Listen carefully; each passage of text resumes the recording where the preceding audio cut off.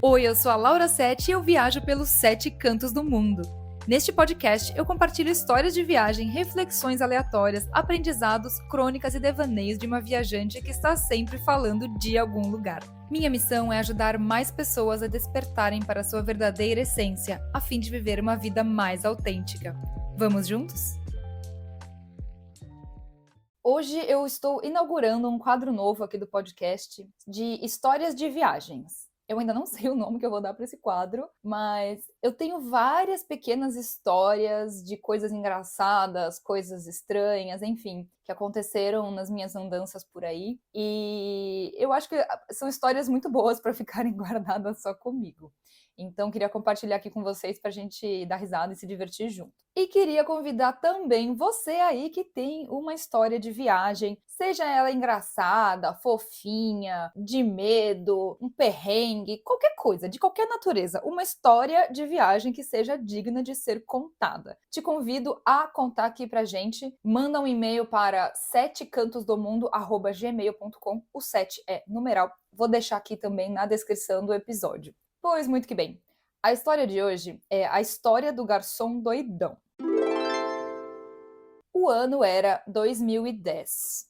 Sim, gente, 2010. Eu estava morando no Porto, em Portugal, fazendo um intercâmbio por uma instituição de intercâmbio muito legal chamada IAEST. Eles conseguem um estágio para você na sua área, remunerado, e é super legal. Nossa, super, super legal. E eu, enfim, eu estava lá morando já fazia alguns meses no Porto, fazendo um estágio em um instituto de engenharia biomédica, coisa chique.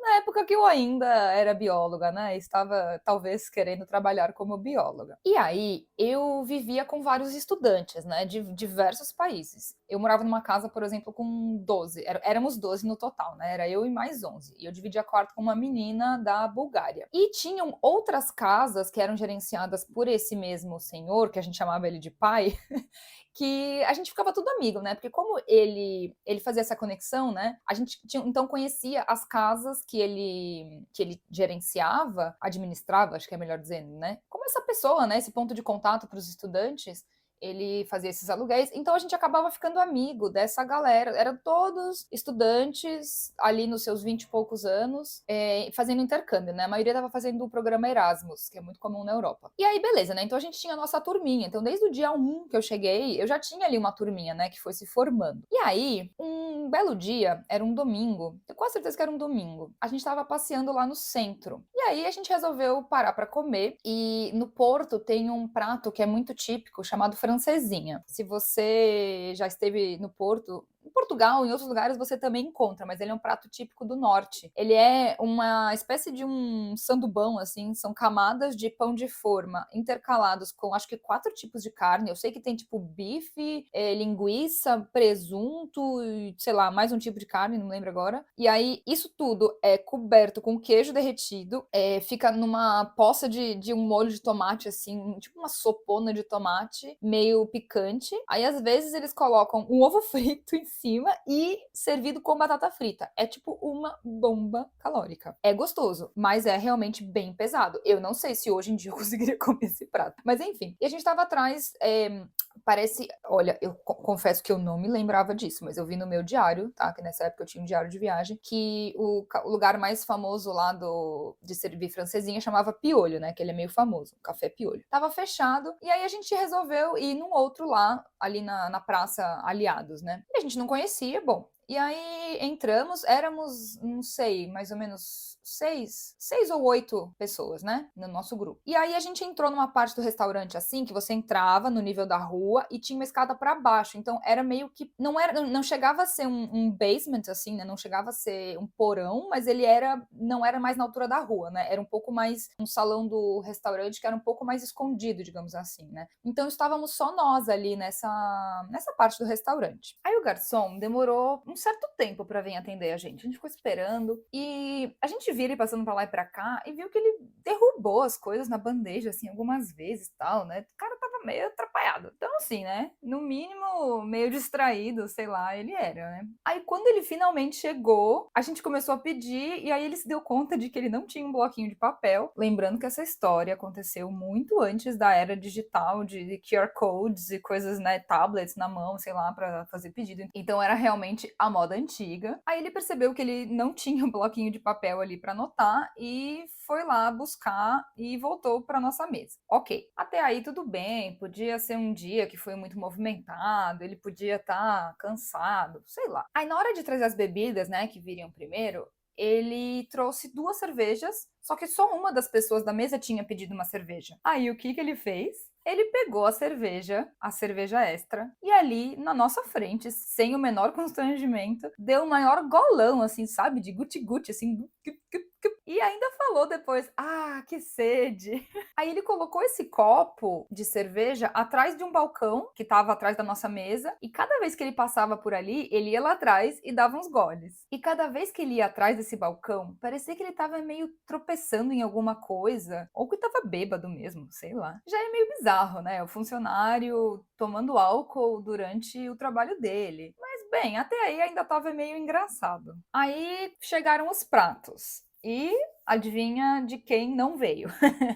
Claro, o meu. E aí demorou pra chegar, né? E nesse meio tempo, ele viu que tava todo mundo comendo menos eu, e ele perguntou se eu queria uma cerveja por conta da casa. Aí eu falei, bom, por que não, né? Tá bom, beleza, aceitei. Aí, beleza, ele trouxe a minha cerveja de cortesia, e quando chegou, ele falou, não, peraí. Aí ele foi lá atrás do balcão, pegou a dele, a que ele tava reservando ali, e quis brindar comigo. Aí ele pega e fala, ah, não quero ser mal educado nem nada, não sei se ele é seu namorado, né? Assim, se referindo ao rapaz que tava do meu lado, que era um colega nosso da turma. E, isso é só um brinde. Aí eu, tipo, claro, hahaha, né? Meio que já, tipo assim, né? Já tava ficando meio inconveniente, meio nada a ver, comentário, mas enfim, né? Tá bom, obrigada pela cerveja, tchau. Aí, aí a coisa começou a piorar, assim. Porque do nada ele vira e fala: Tá tudo bem por aqui? Estão precisando de alguma coisa? Cerveja, maconha, erva? Aí todo mundo, né, tipo, oi? A gente, não, obrigada. Bem, agradecemos educadamente. Ele, ok. E ele ficava indo e voltando, e do nada ele às vezes mandava assim um Portugal é fish. Fish é a palavra em Portugal, né, pra tipo, legal, massa, bacana, maneiro, né? E do nada ele mandava uns assim, sabe? Tipo, a gente pensou, né, pô, o cara tá bêbado, né? Sei lá, tava aí um dia longo de trabalho, tomou umas aí e ficou bêbado, né? Aí chegou meu prato finalmente, né? Aí em seguida esse garçom chega com o cardápio do restaurante, assim, na horizontal, né? Que nem uma bandeja. E ele coloca esse cardápio no meio da mesa, assim, pá. E em cima desse cardápio tinham 3 carreirinhas de um pó branco. Na outra mão, ele tinha um papelzinho menor enrolado no formato de um tubinho. Alguém vai? Ele falou. Todo mundo com os olhos arregalados, não entendendo nada. Aí todo mundo novamente, não obrigado, mas aí assim, né, já num tom mais firme, né, do tipo mais sério, né, do tipo essa brincadeira já tá indo longe demais, não obrigado, pare com isso. Aí ele pegou esse cardápio, levou atrás daquele balcão onde ele deixava a cerveja e ele cheirou aquilo. Eu tava de costas, mas eu consegui ouvir o barulho, assim, né, dele aspirando, e os colegas que estavam de frente para mim e de frente, né, olhando para ele, viram e realmente confirmaram. O cara botou aquele tubinho no nariz e cheirou aquele treco. Aí ele sacudiu assim o cardápio, né, tirou o excesso assim e colocou na mesa do lado. E gente, ele tava realmente com o nariz vermelho e com cara de chapado. Como dizem os portugueses, foda-se. What the fuck?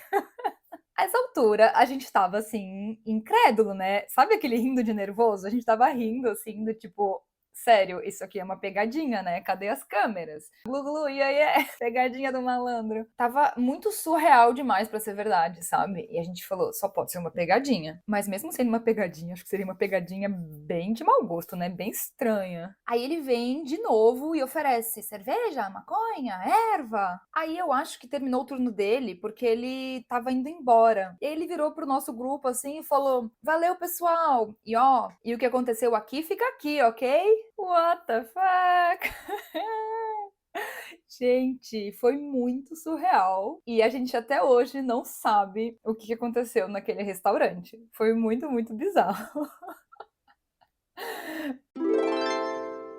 Essa foi a primeira história desse nosso novo quadro de histórias de viagem. Deixa aqui um comentário se você gostou, não gostou, e se você quiser ter a sua história de viagem contada aqui por mim, manda a sua história por e-mail para setecantosdomundo@gmail.com, lembrando que o 7 é numeral, beleza? A gente se ouve então na próxima. Beijo, tchau, tchau.